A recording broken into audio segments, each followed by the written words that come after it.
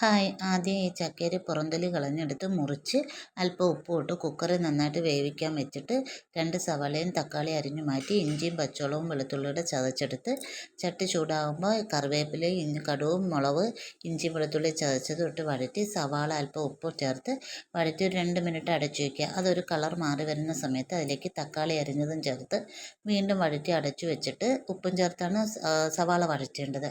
അടച്ചു വെച്ചിട്ട് നമ്മൾ അത് മൂത്ത് വരുമ്പോൾ അതിലേക്ക് നമുക്ക് ആവശ്യമായ മഞ്ഞൾപ്പൊടി, മല്ലിപ്പൊടി, മുളക് പൊടി ചേർക്കണ്ട, മല്ലിപ്പൊടി, ഗരം മസാല, ഉലുവാപ്പൊടി ഇവയെല്ലാം ഇട്ട് പച്ചമണം മാറുന്നവരെ ഒന്ന് ഇളക്കി മൂപ്പിച്ചിട്ട് നമ്മൾ വേവിച്ച ചക്കക്കുരുവിൻ്റെ കൂട്ടും കൂടെ അതിലേക്ക് ഒഴിച്ചു കൊടുത്ത് ഇളക്കി അത് തിളയ്ക്കുന്ന സമയത്തേക്ക് അല്പം തേങ്ങയും അരച്ചതിൽ ചേർത്ത് ഇളക്കി എടുത്താൽ മാത്രം മതി. അപ്പത്തിനും ദോശയ്ക്കും ചോറിനും ഒപ്പം കഴിക്കാൻ കിടിലൻ ടേസ്റ്റാണ്. വെറുതെ കളയുന്ന ചക്കേരിയാണ്. നിങ്ങളെല്ലാവരും ഒന്ന് ട്രൈ ചെയ്ത് നോക്കണം. അപ്പം ചുട്ടെടുക്കുന്ന സമയത്ത് തന്നെ നമുക്ക് കറിയും ചെയ്യാറൊക്കെ ഇഷ്ടമായാൽ ലൈക്ക്